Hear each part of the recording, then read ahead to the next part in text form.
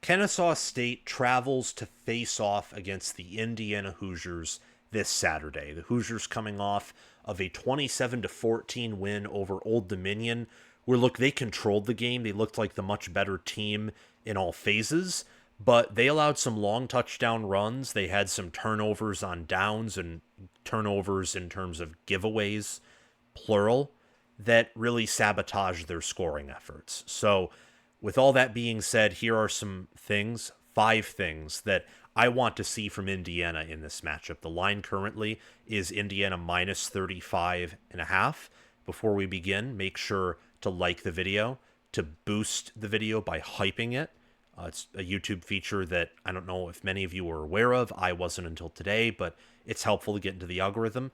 Also, subscribe to the channel, hit the notification bell for my channel, and also the Indiana Football Podcast, which is just my coverage of Indiana, whether for games or specific videos.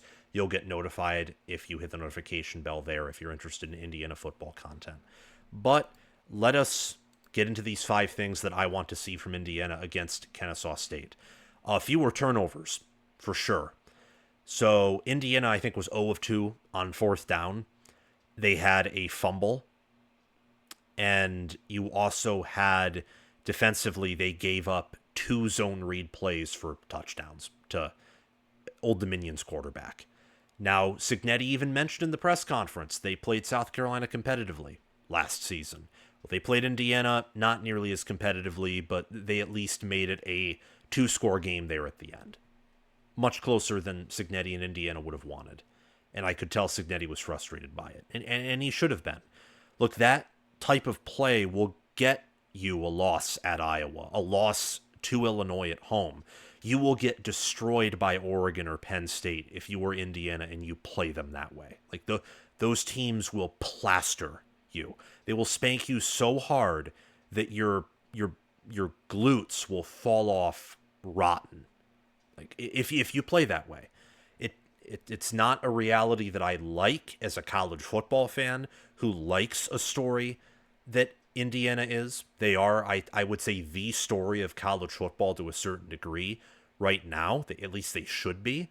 But they just don't have the talent to beat Oregon or Penn State while making that many mistakes. If they're going to win those games, they have to, more likely than not, hope that Oregon and Penn State make those mistakes and they themselves play a very clean, if not perfect game. That's what's going to have to happen. I still think, though, after watching that game, that this Indiana team is a higher ceiling than last year's team. I don't know if the floor is quite as high. The floor of that team was pretty high, but I think that the ceiling of this team, especially along the offensive line, is higher. They got some good receivers in the portal. I know Jonathan Brady returned a punt for a touchdown. Many of these things we talked about in the reaction to the Old Dominion game. But fewer turnovers is point number 1. They must improve on 3rd and 4th down. And that goes with the giveaways, too. No fumbles, no interceptions. Mendoza needs to make throws earlier. I know that 4th and goal, I think, was a late throw. That's why it got deflected away. He looked a bit shaky, but you could also see the upside and see his characteristics as well. The defense needs to dominate.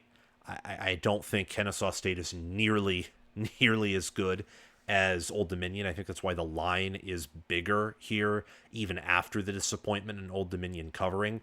Whether it's a shutout or whether it's not a shutout, they should have the potential to earn it.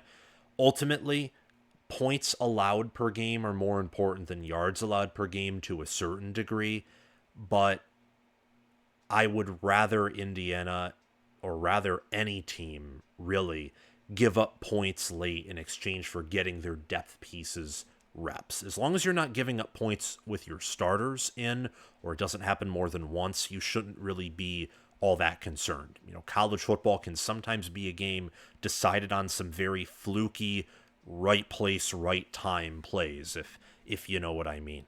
Getting in all the backups for Indiana is very important.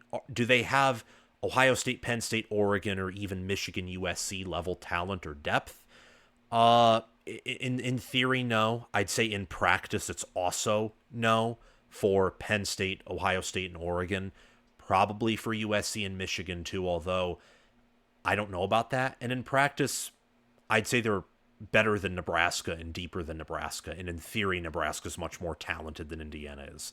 So you have to have some nuance. You have to read in between the lines, of course.